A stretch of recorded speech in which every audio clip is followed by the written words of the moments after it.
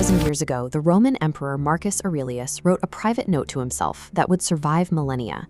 He observed that an impediment to action actually advances action. What stands in the way becomes the way.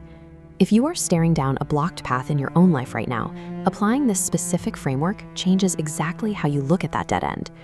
Before we break down how to do this, take a second and name the biggest obstacle you are currently facing in the comments. Putting a label on the barrier is the first step to dismantling it. Every obstacle provides the raw material required to actually reach your target. Reaching your goal requires a specific cognitive operating system to process chaos and use it as fuel. The first step in this system is perception.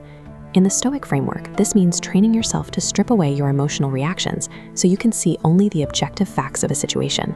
It's reasonable to be skeptical. Imagine losing your job or facing a devastating rejection. The immediate reaction is panic, but look at the cognitive error. The job loss itself is a neutral, objective fact. The belief that your life is over is a subjective, optional emotion layered on top of it. Think back to the obstacle you named earlier and apply that river metaphor. Ask yourself where that current barrier is forcing you to carve a better, more efficient direction. When you remove the panic, your brain stops processing the situation as a threat. Instead, you start seeing the exact mechanism you can use to climb higher. Neutralizing fear only sets the stage for the second discipline, action. This requires creative, relentless forward movement. Marcus Aurelius didn't write his philosophy from a comfortable classroom. He developed these ideas in active war camps, managing plagues, economic crises, and military betrayals by his closest allies. To survive that environment, he couldn't rely on brute force. He had to respond to every crisis with highly strategic, unselfish action, focusing only on the next right move. You can hear him working through these exact struggles in real time by listening to his private journal, Meditations, on Audible, our sponsor for this video. Hearing an emperor coach himself through betrayal adds serious weight to these concepts. Directed action transforms you from a static victim into an active participant. It shifts the power dynamic back into your control. When an obstacle cannot be changed through physical action, the third discipline comes in, will. The Stoics call this building the inner citadel. It requires practicing the art of acquiescence, accepting the things you cannot change without a single word of complaint. Consider a severe career rejection, a prolonged creative block, or a sudden massive financial setback.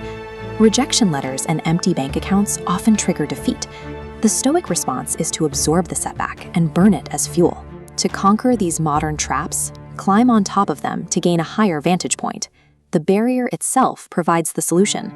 If your perspective on your current problems has shifted a little bit, hit the like button.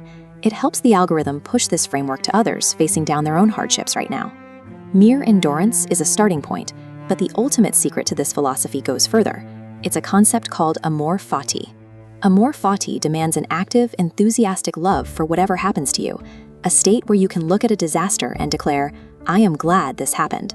The philosopher Friedrich Nietzsche made this exact concept his formula for human greatness. He argued that to truly flourish, you must want nothing to be different, not in the past, present, or in all eternity. Look at the river now.